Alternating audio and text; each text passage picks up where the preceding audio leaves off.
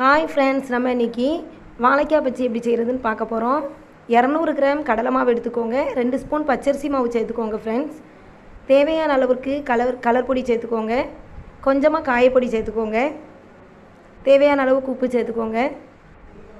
உங்களுக்கு தேவைப்பட்டுச்சு அப்படின்னா சமையல் சோடா சேர்த்துக்கோங்க ஃப்ரெண்ட்ஸ். 1 ஸ்பூன் வத்தத்தூள் சேர்த்துக்கோங்க. அதை நல்லா மிக்ஸ் பண்ணி விட்டுக்கோங்க. அப்புறம் கொஞ்சம் கொஞ்சமாக தண்ணி விட்டு நம்ம கரைச்சி எடுத்துக்கலாம். ரொம்ப தண்ணியாகவும் வச்சிடாதீங்க ஃப்ரெண்ட்ஸ், ரொம்ப கட்டியாகவும் வேண்டாம்.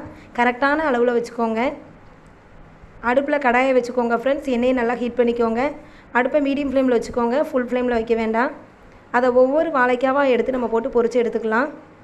வாழைக்காய் காலி ஆகிட்டுன்னா நீங்கள் வீட்டில் இருக்கிற அப்பளப்பூ எடுத்து பொரிச்சுக்கோங்க ஃப்ரெண்ட்ஸ். கத்திரிக்காய் இருந்துச்சுன்னா அதை ரவுண்டாக கட் பண்ணி போட்டு எடுத்துக்கோங்க, அதுவும் டேஸ்ட்டாக இருக்கும் ஃப்ரெண்ட்ஸ். சுவையான வாழைக்காய் பச்சி ரெடி. அதை கொஞ்சம் சட்னி வச்சு சாப்பிட்டுக்கலாம் ஃப்ரெண்ட்ஸ். தேங்க்யூ.